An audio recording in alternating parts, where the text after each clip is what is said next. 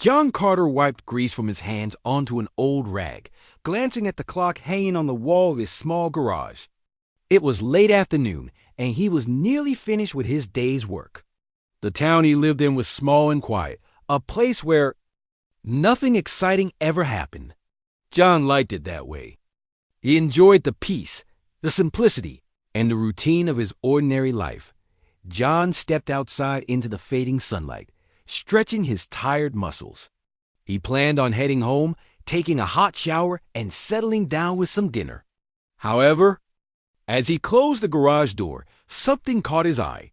At the far end of the street, a figure stood still, watching him intently. Curious, John squinted into the distance. The figure approached slowly, becoming clearer with each step. It was a woman, but there was something unusual about her.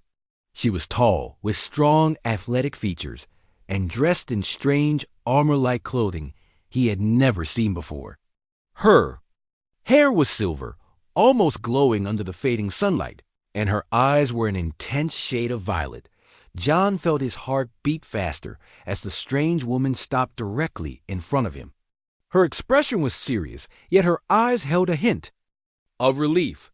"John Carter," she said firmly, her voice deep yet gentle, carrying an unfamiliar accent. "Yes," John replied cautiously, trying not to show his confusion. "Do I know you?" She reached into a small pouch on her belt and pulled out a photograph, worn and creased as if handled countless times. She held it up for John to see. To his shock, it was a picture of him. It looked slightly younger, taken maybe 5 or 6 years ago, but it was unmistakably him. "This is you," she said simply, her eyes never leaving his face. "We have been searching for you for years." John stared at the picture, speechless. How did this woman, clearly not from anywhere nearby, have his photo? "Who are you?" John finally managed to ask. "Why have you been looking for me?" "My name is Kayla," she replied. Her tone softened slightly, sensing his growing unease. "I'm from a planet called Korea. You're very important to my people. We need your help." John took a cautious step back, his mind racing. "Your people? Another planet? This must be some kind of joke, right?" Kayla shook her head, a slight sadness flickering across her eyes. "I understand this is difficult to believe, but our planet Korea is in great danger. An old prophecy speaks of a human from Earth who will save us. That human is you, John Carter." John ran a hand through his hair, glancing around nervously. The street was empty, the town quiet as always. It felt surreal, standing there with this mysterious woman talking about distant planets and prophecies. "Listen, Kayla," John said carefully, "I'm just a mechanic. I fix cars. I'm nobody special. You must have the wrong guy." Kayla stepped closer, her intense violet eyes staring deeply into his. "You might believe that, but we do not make mistakes about this. Your DNA, your bloodline, it matches the prophecy exactly. You are the one who can help us." John felt a chill run down his spine. This was too much, too strange. Yet, as unbelievable as her story sounded, something in her eyes, in the sincerity of her voice, made him hesitate. "What kind of danger is your planet in?" John asked slowly, almost afraid of the answer. Kayla glanced up at the sky briefly before returning her gaze to John. "Our world is dying. There is conflict and division among our people. The prophecy says that only an outsider, a human from Earth, can bring unity and peace. Without you, Korea will not survive." John felt his throat tighten. He had never imagined himself as anything other than ordinary. Yet here was a warrior from another planet, telling him that he was essential, vital to the survival of her people. "Why me?" John questioned softly, genuinely puzzled. "What makes me special?" "Your heart," Kayla replied without hesitation. "Your courage, your compassion qualities our people deeply need. Your ancestors were once visitors to our world long ago. Their blood runs through you, and it holds the key." John sighed deeply, his heart torn. He was comfortable in his simple, predictable life. Could he really leave it all behind on the word of a stranger? Kayla saw his internal struggle and gently placed a hand on his shoulder. I know this is overwhelming, but you are not alone. I promise you that. I will protect you. I will stand by your side. John looked at her, seeing determination and honesty shining clearly in her eyes. Slowly, he nodded, knowing deep down that his life was about to change. Forever? All right, John said quietly. Tell me what I need to do. Kayla smiled slightly, a mix of relief and gratitude on her face. First, we need to get you off this planet safely. Our enemies already know about you, and they will stop at nothing to. Make sure you never reach Korea. John took a deep breath, steeling himself for whatever would come next.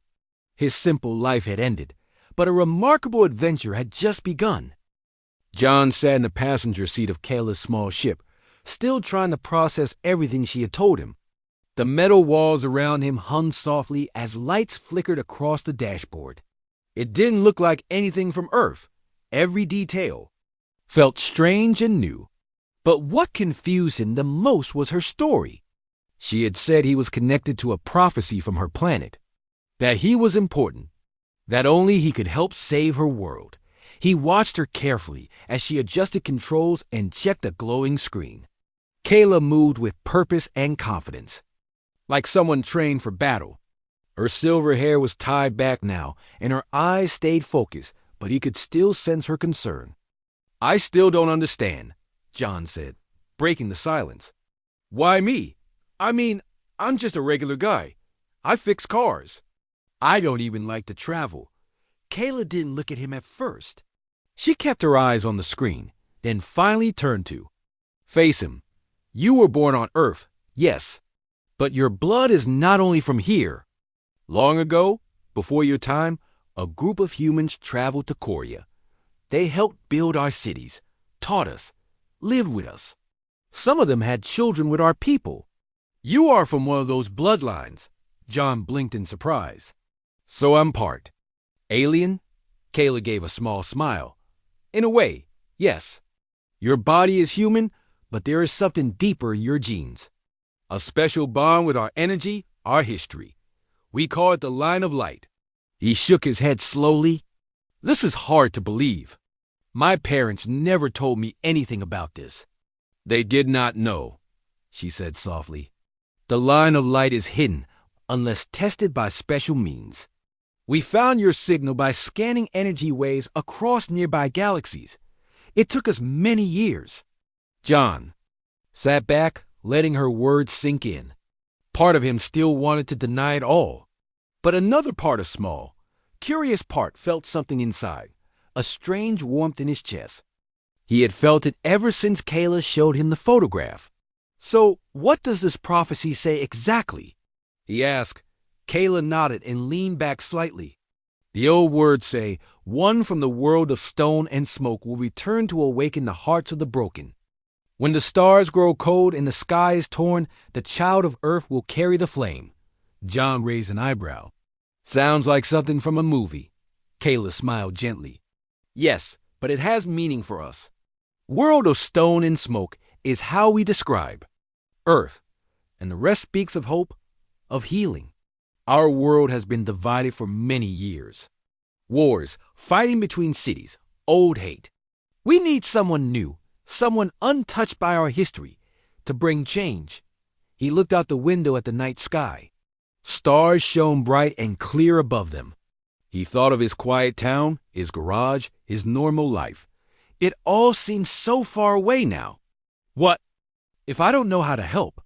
He asked quietly. Kella's voice was calm. You are not alone. I will guide you. My people will help. You do not need to be a hero. You only need to be yourself. That is why the prophecy chose you. John looked at her again. She seemed so strong, but there was a deep sadness in her voice. He realized she carried a heavy burden. Maybe she had been hoping for this moment for a long time. Did you believe I was real? He asked her. She nodded. Always. Some called me foolish. Others gave up, but I never stopped looking.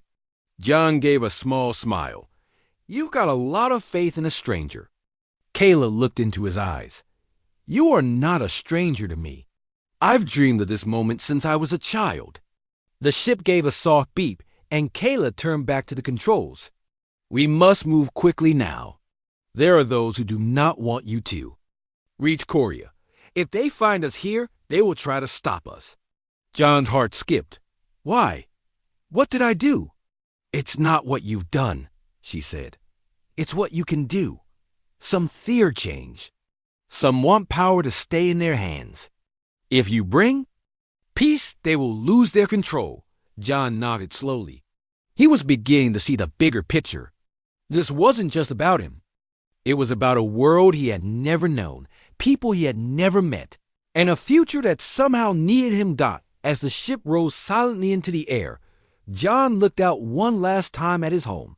He didn't know what waited for him ahead, but something inside told him he was ready to find out. The sky above Earth was dark, and the stars shone like tiny lights.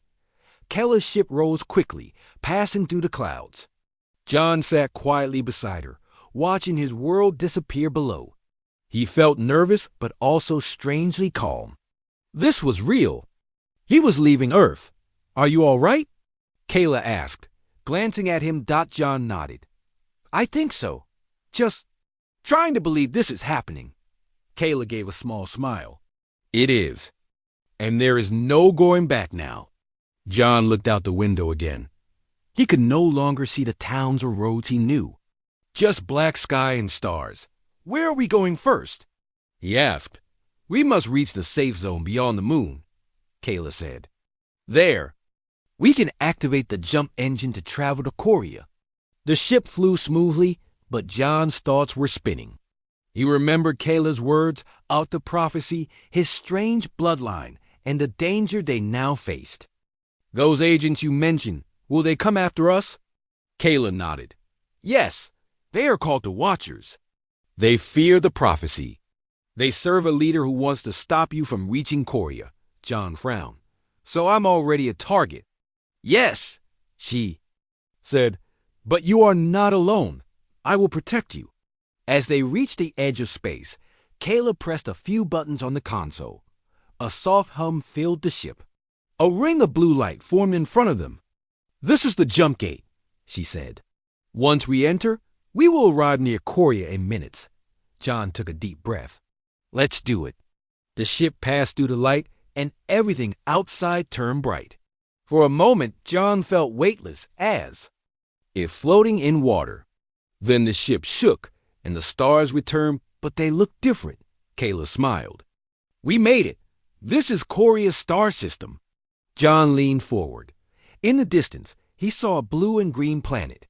It looked peaceful from afar. That's your home?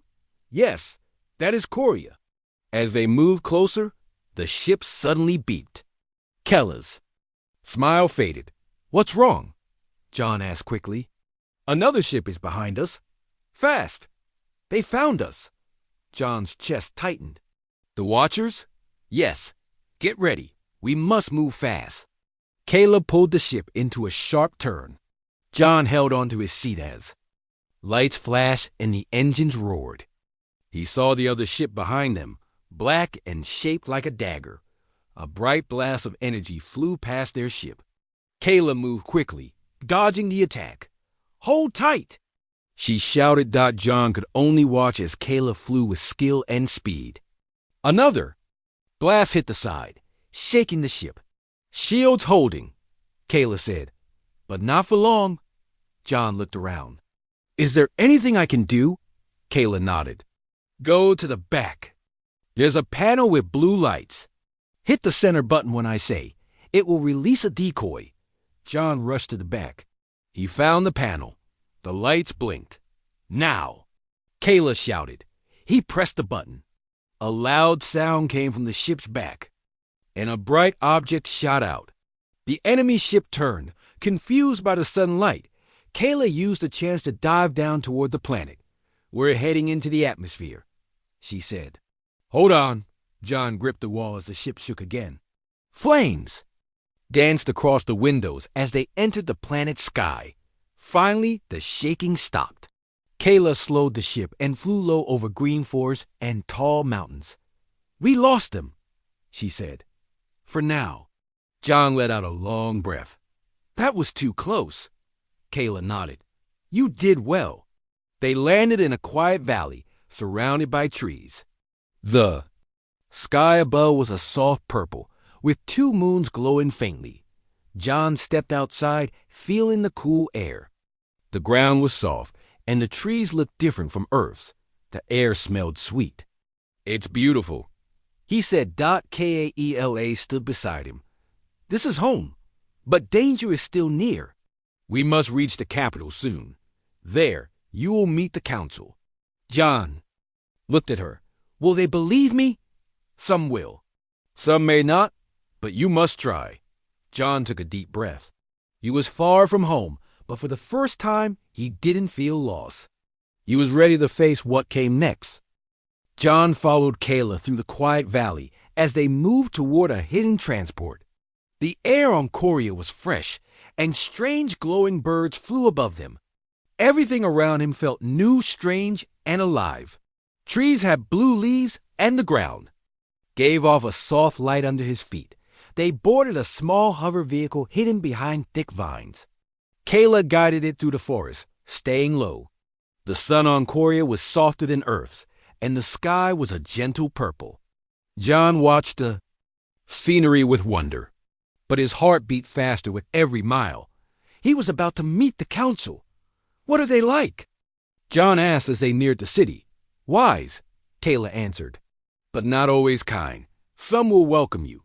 Others will fear you." Soon, they reached the edge of the capital.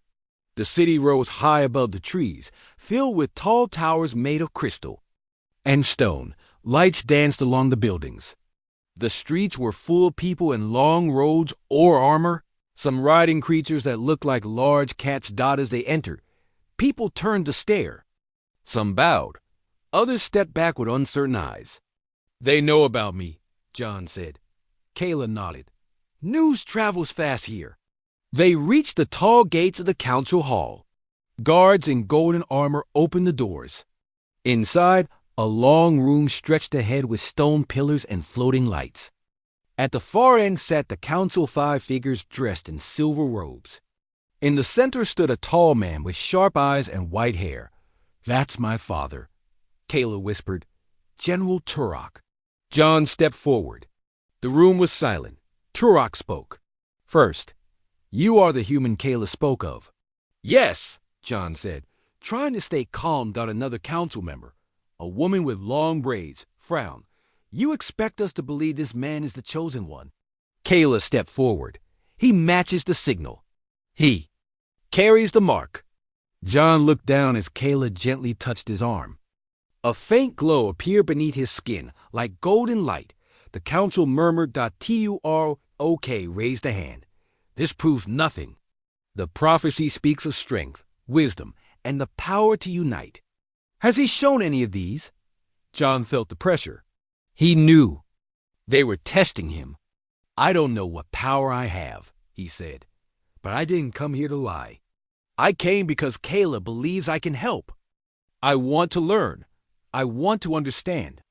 A silence followed his words. Then one of the younger council members nodded slowly. "Perhaps the prophecy does not mean power in battle, but power in spirit." Turok still looked unsure. "He must prove himself." "I will," John said firmly. They gave him a place to stay inside the city. The room was simple but clean. That night, John sat alone, looking out the window at the 2 moons. He thought of his home, his garage, and how far away everything was dotted in the morning. Kayla arrived with news. "You have been invited to take the trials." "What kind of trials?" he asked. "Tests of heart, mind, and body. They will decide if the council accepts you." John nodded. "When do we start?" "Now," Kayla said. They walked to a large open arena filled with watching crowds. Kayla stood at his side. "Be yourself," she told him. "That is all you need to do." John took a deep breath. Whatever came next, he was ready to face it. The arena was filled with people. They sat in rows of crystal seats that floated above the ground. The air buzzed with quiet voices and waiting eyes. John stood in the center of a large stone ring. Kayla was not far away, watching from the side. John's heart beat fast. He had never been in front of a crowd like this before. Back home, he worked with engines and tools, not people and speeches. But now, everyone here waited to see what he could do. A voice echoed across the arena. It came from a tall judge wearing silver robes. John Carter, you will now face the 3 trials. The first is the trial of mind. A large door opened, and a glowing stone table rose from the ground. On it were 5 small objects. Each one looked different. A cube, a sphere, a triangle, a flat disc, and a tiny crystal pyramid. Choose the one that does not belong, the judge said. John walked up slowly. He looked at the shapes, trying to stay calm. He picked up the pyramid. This one. It has a different energy, the judge nodded. The crowd clapped softly. Trial of mind complete. John sighed in relief. One trial done. Next came the trial of body. A warrior stepped into the arena. She wore light armor and held 2 wooden sticks. You must defend yourself for 3 minutes, the judge said. John took a deep breath. He was given 1 stick. The warrior bowed, and the trial began. She moved fast, but not to hurt him. She tested him. John dodged, blocked, and stumbled a few times. He was not a fighter, but he stayed on his feet. The crowd watched closely. Kayla looked proud. Finally, the 3 minutes ended. The warrior bowed again. Trial of body complete, said the judge. John was tired but still standing. Sweat ran down his face, but he managed a small smile. The final trial was the trial of heart. A young girl was brought forward. She was from a village that had lost its water supply. She spoke softly about her home, her family, and how they were suffering. The judge turned to John. What would you do to help her people, knowing that your actions may upset those in power? John stepped closer to the girl. He knelt so they were eye level. I would speak to the council, he said gently. I would ask for water to be shared. If they refused, I would help your village myself. Even if it means others get angry, you deserve a chance to live. The girl smiled. The crowd was silent, but then the applause began. It grew louder and louder. The judge raised his hand. The trial of heart is complete. John stood tall. He had done it. Later that day, the council met again. John stood before them with Kayla at his side. Turok spoke first. You completed the trials. You showed thought, courage, and kindness. I was unsure of you before, but now I see something greater. The woman with braids also nodded. Perhaps the prophecy was not wrong. John felt a wave of relief, but not everyone was pleased. In the back of the room, one council member, a man named Selin, said nothing. His face was calm, but his eyes were cold. That night, Kayla visited John. You were amazing, she said. The people are talking about you. I just did my best, John replied, but Kayla looked worried. Not everyone wants you here. Selin has power. He may try to stop what comes next. John nodded. Let him try. I didn't come this far to give up. Outside, in the shadows, Selin met. With 2 masked men, he spoke in a low voice. The human is gaining support. We must act soon. If he reaches the Heartstone, the prophecy could be fulfilled. That cannot happen. The men nodded. Trouble was coming, even as hope began to rise. The sky above Korea darkened. Storm clouds moved fast across the mountains, and lightning lit the sky. People in the capital felt the tension. Something was wrong. John stood at the edge of the city wall beside Kayla. Below, they could see fires. In the distance, villages were under attack. Who would do this? John asked. Kayla looked serious. Selin's followers. They blame the villages for supporting you. They want to scare people. John clenched his fists. We can't let them do this. We won't, Kayla said, but we must act fast. Inside the council hall, voices shouted over each other. Some council members wanted to stay in the city and protect only the capital. Others wanted to fight. John stood up. We can't just protect the capital. We must protect all people. If we only save the strong, we are no better than those who destroy. Some council members nodded. Turok looked at his daughter, then at John. You will lead a team, he said. Kayla will be your second. You leave at once. John was surprised. Me? Lead? Yes, Turok said. This is your chance to fulfill the prophecy. That night, John and Kayla gathered a group of brave fighters. Some were soldiers, others were villagers who believed in peace. They packed supplies and weapons and flew out in small ships toward the burning villages. As they landed near the first village, they saw broken homes and frightened people. The attackers had already moved on. John helped an old man to his feet. We're here to help. The man held John's hand. Thank you. We thought no one would come. Kayla spoke to the village leader. Where did they go? North, toward the river. Towns, he said. They have strange machines and dark weapons. John looked at Kayla. We need to stop them before they hurt more people.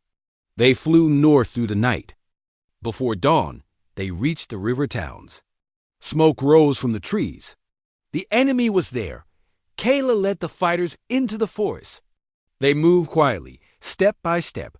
Suddenly, a trap snapped and loud alarms rang through the trees. Enemy guards ran out, their weapons ready. Defend! Kayla shouted. The battle began. Bright lights flashed. Energy blasts hit trees and rocks. John ducked and rolled behind a log. He used a simple weapon. Kayla had given him a pulse blade. He fought side by side with the villagers. One enemy came close. John blocked the attack and pushed him back. He felt fear, but also a strange courage. He was not the same man who fixed. Cars back on Earth. He was stronger now. Kayla fought like a storm. She moved fast, protecting others and guiding the fighters. Finally, after a long fight, the enemy retreated. John and his team stood tired but proud. The people in the river towns came out of hiding. They cheered for John, and Kaela, an old woman, stepped forward. The prophecy was true. You came when we needed you. John shook his head. I didn't do this alone. We did this together. Back in the capital, Selin heard the news. His plan had failed. He must not reach the Heartstone, he told his followers. If he does, we lose everything. But more people were now joining John's cause. Villages sent messages of support. The city began to change. Walls came down. People started working together. Turok called John and Kayla to the council once more. You have done more than we expected, he said. Now, there is one last step. You must go to the Heartstone, John asked. What is it? Kayla explained. The Heartstone is a powerful place. It connects our world's energy.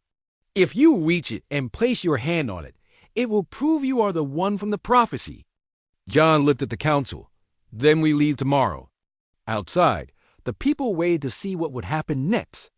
John and Kayla knew the journey to the Heartstone would not be easy. But they were ready. The final test was near. And the future of Korea rested in their hands. John stood at the edge of the wide balcony, looking out at the shining city of Korea. The sun was rising, painting the tall white towers with gold and pink colors. He breathed in the cool morning air and felt a sense of peace in his heart. It was hard to believe that so much had changed in such a short time. Just months ago, he had been a simple mechanic on Earth. Now, he was a hero to a whole planet. Kayla walked up beside him. She wore a long blue robe, and her eyes were gentle. She smiled at him, her face calm and happy. You did it, John, she said softly. You saved us all. John shook his head, a little embarrassed. I couldn't have done it without you, or without your people. I was scared so many times.